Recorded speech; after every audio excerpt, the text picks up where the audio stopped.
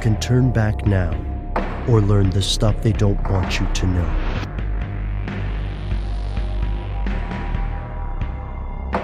Here are the facts.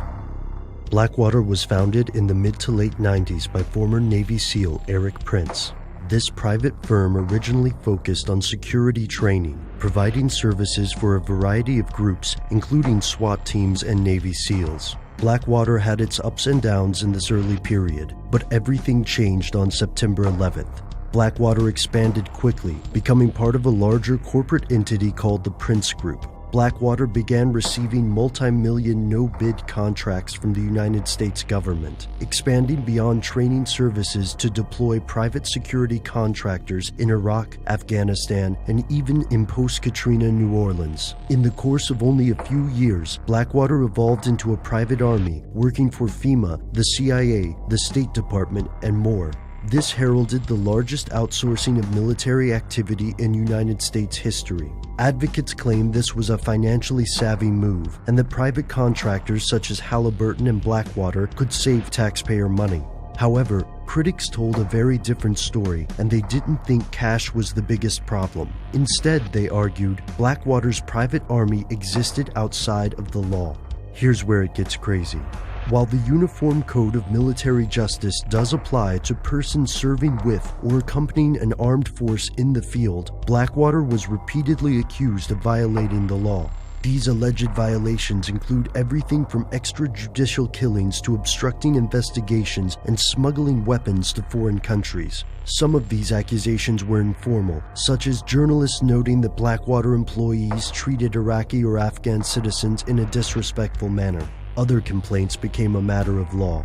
After the death of 4 Blackwater employees in Fallujah, the surviving relatives sued, claiming Blackwater was purposefully impeding investigations. In 2007, Blackwater employees killed 17 Iraqi citizens in Baghdad in an event that remains enormously contentious. Congress and the United Nations became involved. Later that year, the House Oversight and Government Reform Committee questioned Prince about the events. Iraqi witnesses claimed that Blackwater launched an unprovoked attack on the civilians, while the U.S. military and the United Nations published their own criticisms of the private firm.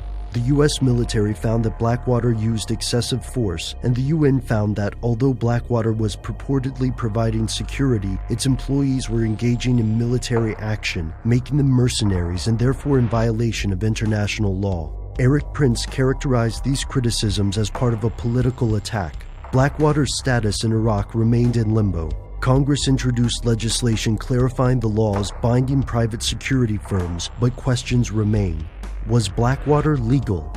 The UN considers all mercenary forces illegal under the 1989 UN Mercenary Convention, but the United States is not a signatory to this agreement. Why use a private military in the first place? There are several profound political advantages for governments that hire mercenaries. In the case of U.S. politics, hiring private firms helps legislators avoid instituting unpopular drafts or risking public outcry when U.S. soldiers are killed.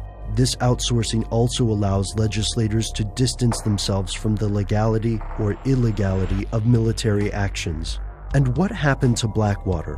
Erik Prince sold it and moved to the Middle East, but Blackwater is still around today and it still rakes in government money. You may not have heard of it in some time, but that's because Blackwater changed its name, first to XE Services and then to Academi. Critics believe the name changes are the company's unsuccessful attempts to distance itself from controversy. And, arguably, this accusation is correct.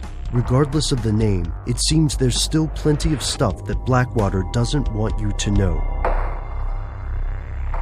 Stay tuned to learn more about the booming business of private, for-profit militaries in our next episode.